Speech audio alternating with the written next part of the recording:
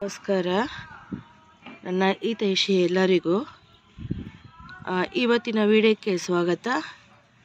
ಇಲ್ಲಿ ನೋಡ್ಬೋದು, ನಾನು ಬೆಂಡೆ ಪಕ್ಕ ಎಲ್ಲ ಸೊಪ್ಪಿನ ಬೀಜ ಹಾಕಿದ್ದೆ ಅಂತ ಹೇಳಿದ್ನಲ್ಲ, ಚೆನ್ನಾಗಿ ಬಂದಿದೆ. ಒಂದು 4 ದಿವಸ ಎರಡನೇ ಮಾಡಿಗೆ ಬಂದಿರಲಿಲ್ಲ.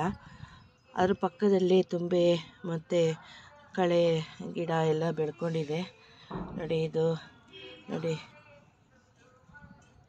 ಇದು ಎಲ್ಲನೂ ಅದನ್ನು ಈಗಲೇ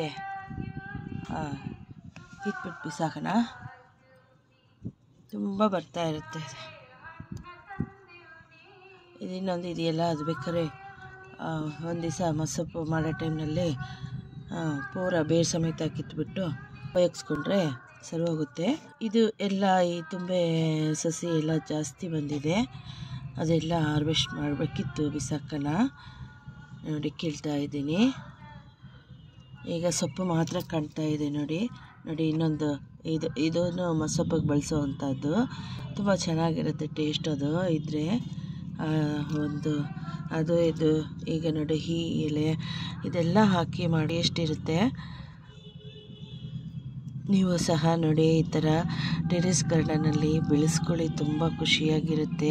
ನಾವು ಬೆಳೆದಿದ್ದು ನಾವೇ ತಿನ್ನೋದು ಒಂಥರ ರುಚಿಕರವಾಗಿರುತ್ತೆ ಮತ್ತು ಸಂತೋಷವಾಗಿರುತ್ತೆ. ನಾವು ಬೆಳೆದಿದ್ದೀವಿ ಅಂತ ಒಂದು ತೃಪ್ತಿ ಇರುತ್ತೆ. ಹಾಗಾಗಿ ಹೇಳ್ತಾ ಇದ್ದೀನಿ, ಕಳೆ ಕಿತ್ತಿರೋದನ್ನು ಇದರಲ್ಲೇ ಹಾಕಿದಿರ ಹೊರಗಡೆ ಡಸ್ಟ್ಬಿನ್ಗೆ ಬಿಸಾಕ್ಬಿಡ್ಬೇಕು. ಇದು ಹುಲ್ಲು, ನಾವು ಇದಕ್ಕೆ ಹಾಕಬಾರ್ದು, ನಾವು ಏನು ಕಾಂಪೋಸ್ಟ್ಗೆ ಹಾಕಬಾರ್ದು.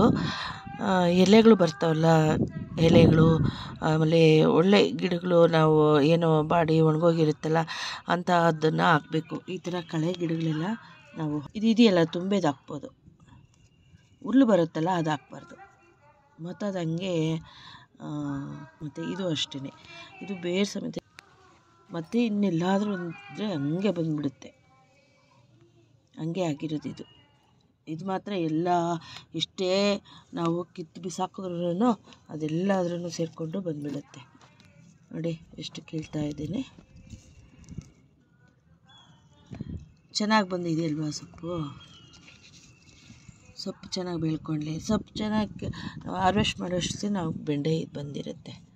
ಕಿತ್ಬಿಟ್ಟು ಬಿಸಾಕ್ಬಿಟ್ರೆ ಗಾಳಿ ಸೌಂಡ್ ನೋಡಿ, ಎಷ್ಟು ಜೋರಾಗಿ ಬರೋಬರ್ರು ಅಂತ ಕೇಳುತ್ತೆ. ಚೆನ್ನಾಗಿದೆ, ಸೊಪ್ಪು ಮಾತ್ರ ಚೆನ್ನಾಗಿ ಬೆಳ್ಕೊಳ್ಳುತ್ತೆ ನೋಡಿ. ಚೆನ್ನಾಗಿದೆ ಅಲ್ವಾ, ಚೆನ್ನಾಗಿ ಬಂದಿದೆ. ಇದು ತುಪ್ತೀರೆಕಾಯಿ ಗಿಡ, ಎಲ್ಲ ಮನೆ ಎದುರುಗಡೆ ಅವ್ರು ಕೊಟ್ಟಿದ್ರು ಸಸಿನ. ನೋಡಬೇಕು ಅದು ಹೇಗೆ ಬರುತ್ತೆ ಅಂತ. ಸಸಿಗೆ ಕೊಟ್ಟಿದ್ದಲ್ವಾ, ಇದ್ರ ನೋಡಿ, ಇದು ಸೊಪ್ಪು ಬೀಜ ಹಾಕಿದ್ದೆ, ಇದರಲ್ಲೂ ಚೆನ್ನಾಗಿ ಬಂದಿದೆ.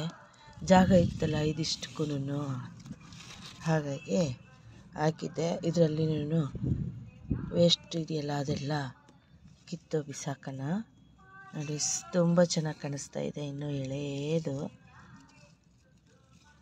ನಾನೇನು ಮಾಡಿಬಿಟ್ಟಿದ್ದೆ, ಇದು ಮಳೆ ನೀರಿಗೆ ಜಾಸ್ತಿ ಬಿದ್ದರೆ ಅಲ್ಲಿ ಸೊಪ್ಪು ಬರೋದಿಲ್ಲ. ಆಮೇಲೆ ಬಿಸಿಲು ಜಾಸ್ತಿ ಆದ್ರೂ ಸೊಪ್ಪು ಬರಲ್ಲ. ಹಾಗಾಗಿ ಒಂದು ಬಟ್ಟೆ ಮುಚ್ಚಿಬಿಟ್ಟಿದ್ದೆ ನಾನು. ನೋಡಿ, ಅಲ್ಲೊಂದಲ್ಲಂತೂ ಒಂಥರ ಗುಣಿ ಥರ ಮಾಡಿಬಿಟ್ಟು ಅಲ್ಲೊಂದಾಗ ಹಾಕಿದ್ದೆ. ಕೊತ್ತಂಬರಿ ಸಸಿನೂ ಬಂದಿದೆ ನೋಡಿ.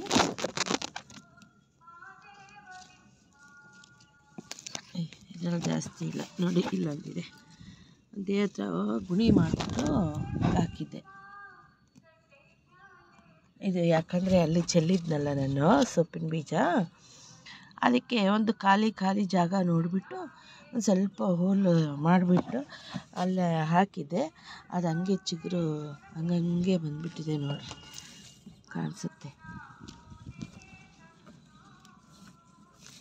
ಈ ರೈನಿ ಪ್ಲ್ಯಾಂಟೂ ಹಾಗೆ ಬರುತ್ತೆ, ಅದನ್ನು ಹಾಗೆ ಬಿಸಾಕ್ಬಿಡ್ಬೇಕಿತ್ತು. ನೋಡಿ, ಇಲ್ಲಿ ಹಾಕಿದ್ದೆ ನಾನು, ಇಲ್ಲೂ ಬಂದಿದೆ ನೋಡಿ ಕೊತ್ತಂಬರಿ ಸಸಿ.